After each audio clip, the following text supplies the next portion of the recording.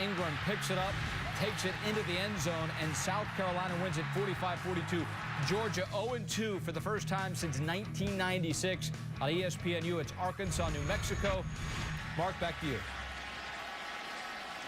All right, Whitaker on the direct snap, hands it off, and Shipley brought down right near the line of scrimmage at the 17-yard line. Nothing doing. Good play by Sorensen. A loss of 1 on the play.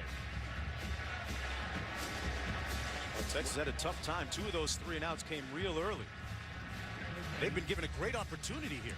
And now you have a 3rd and short. You have, of the 2 quarterbacks, McCoy comes back in.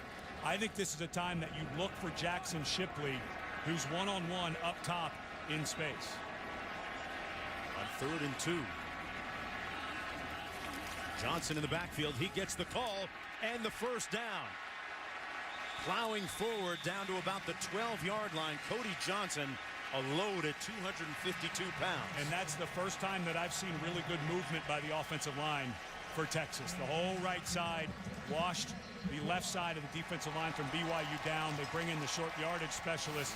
But watch the push on this right side. It was almost 3 guys blocking Fangupo, and they washed him down inside. Cody Johnson picks up the first. And there was a collision there. It's Case McCoy in the ball game at quarterback.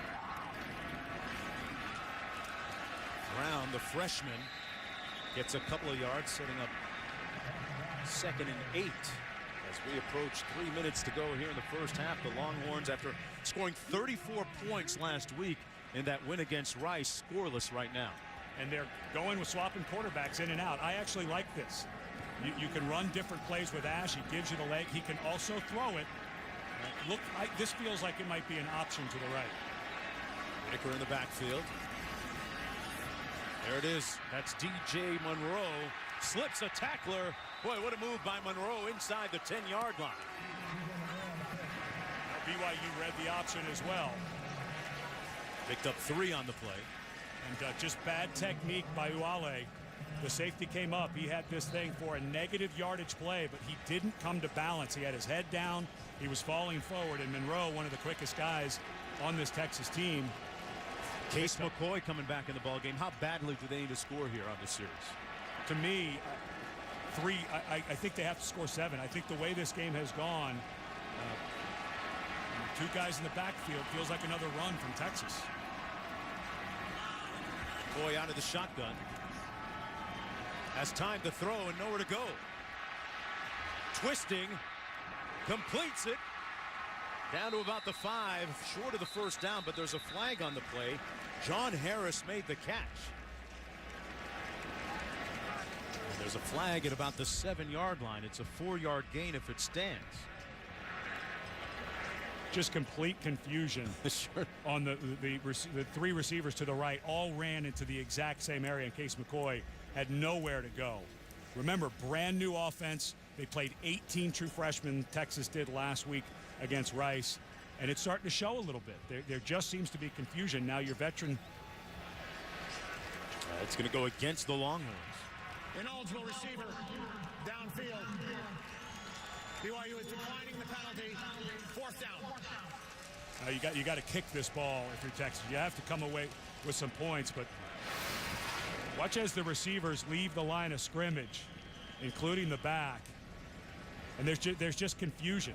They had no idea what they were doing. That was John Harris, who it looked like he was going to block the guy like it was supposed to be a screen. And Case McCoy makes a really nice play to almost pick up the first down despite the mental error.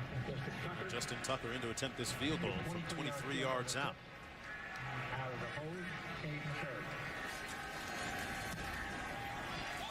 Boy, he might have just got that inside the left upright. And Texas finally gets on the board with 1:44 to go in the first half. A lot of different storylines developing here in an interesting first 2 quarters. They've used 3 quarterbacks. Garrett Gilbert has thrown 2 interceptions. Awakening echoes of his impropitious year last year with the 17 interceptions that he threw. And will he get his mojo back before the game's over? And I think you've got to be fair to Garrett Gilbert.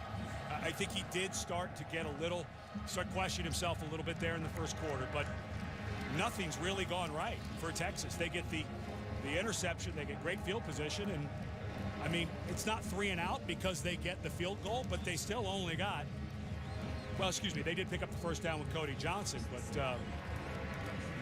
this is a team that looks like they're in a little bit disarray. To me, the adjustment for Texas at halftime, they just have to simplify this playbook a little bit.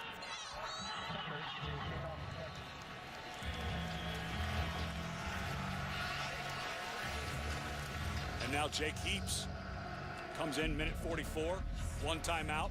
This is plenty of time for him to make something. Yeah, they lost one of their timeouts with that challenge. Heaps last week, 24-38 for 225 yards, and in a nice groove right now from the 1-yard line.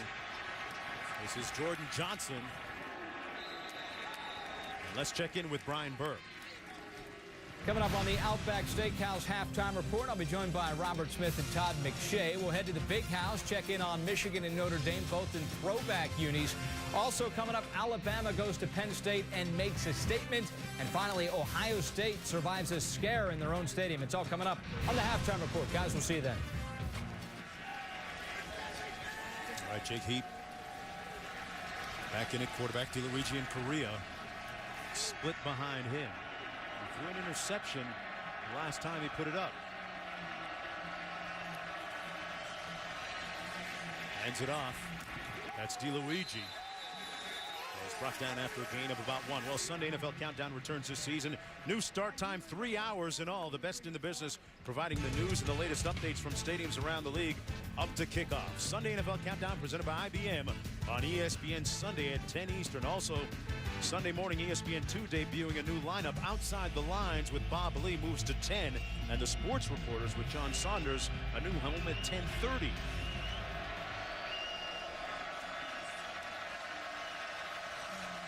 First and 10. Well, if I'm Texas, I'd get a timeout here.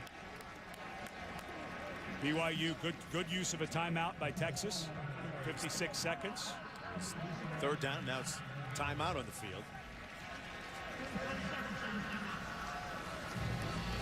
Honestly, the way this game has gone, with BYU being in complete control, other than the interception by Heaps when he felt like DeLuigi was going to sit down when he came out of the backfield, instead cut inside. And of course, you never know who's right and who's wrong in that. Yeah. But you know, you get the sense with Bronco Mendenhall, and talking to him this week, he is about the most even-keeled person I've ever talked to. He's excited. He just hasn't told his face yet. That's what it is. Well, UT fans, hey, put your eyes on Longhorn Network. Unprecedented access to Texas sports. And for more information and list of providers, visit longhornnetwork.com. Talk about reality television as they follow Mac Brown from venue to venue. Get you behind, inside the offices. You know, a lot of things happening in this part of the country with the conference. Of course, Texas A&M trying to get into the SEC. Baylor saying they may soon. A lot of that because A&M was not happy with the Longhorn Network. But let's not forget, we're seeing another team here in white that has their own network as well, BYU TV, and they decided to go independent. On 3rd and 9, Heaps wide open and incomplete. He had Holt, his tight end. Mistake. And a flag down. They might have roughed the passer. Boy, what a big mistake. Defense, 15-yard penalty. That's going to keep the ball in BYU's hands. What a huge, huge mistake by Jackson Jeffcoat. They have BYU.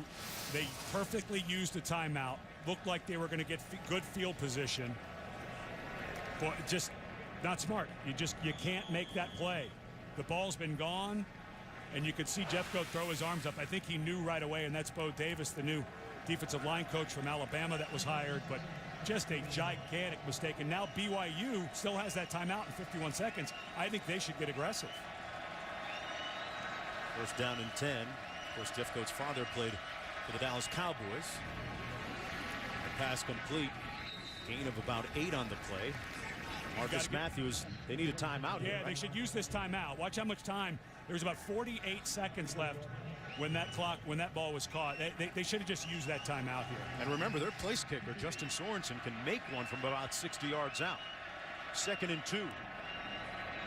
Heaps complete and met right away. Quezada.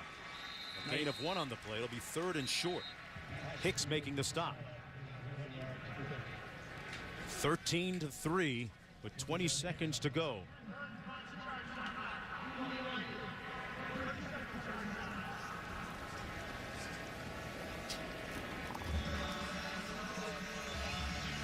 Now, Ed, from a strategical standpoint, Texas with 1 timeout remaining, BYU burning its last one. We talked about that guy Sorensen, who can kick a field goal from 60 plus yards out. How do you play it here from this point on? Well, you've got 3rd and short, so with the time, I think you want 10 yards here, and I think you're going to catch Texas at a place where they're not going to want to get beat deep.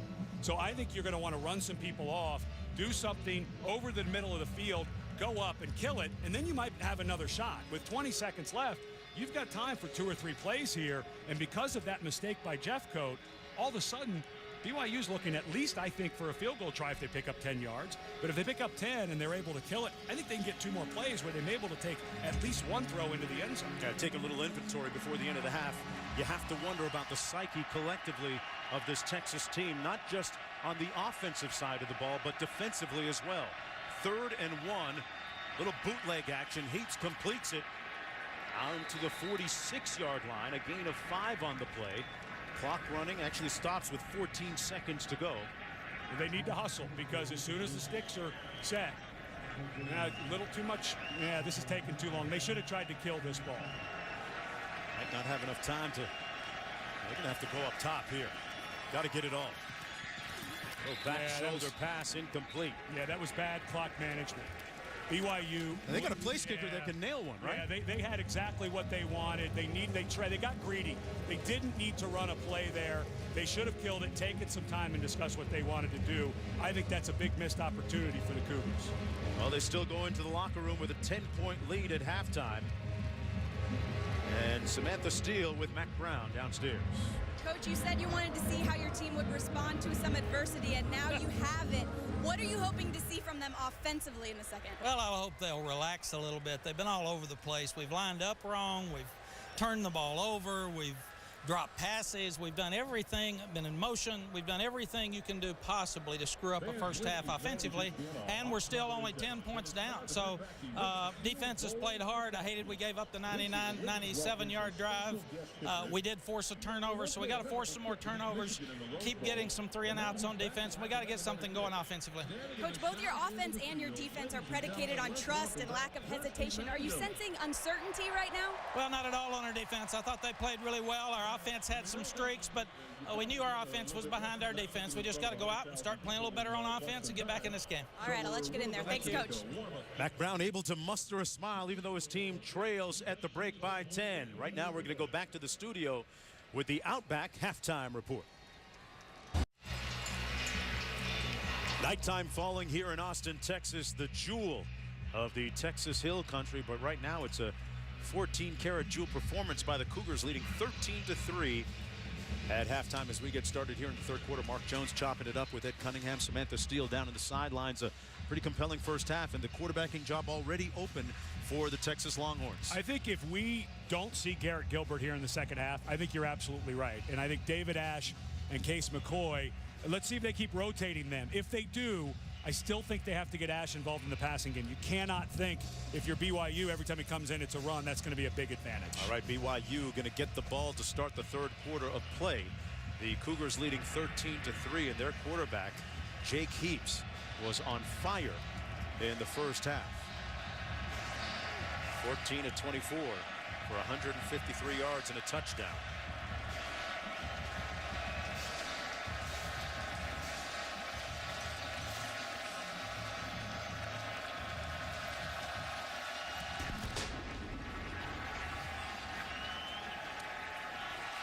Johnson on the return fumbles it, and Jordan Johnson takes it out to the 23-yard line. Folks, let's take a look at our expert breakdown brought to you by Farmers Insurance. Well, just a wonderful play call by Brandon Doman, the first-year coordinator.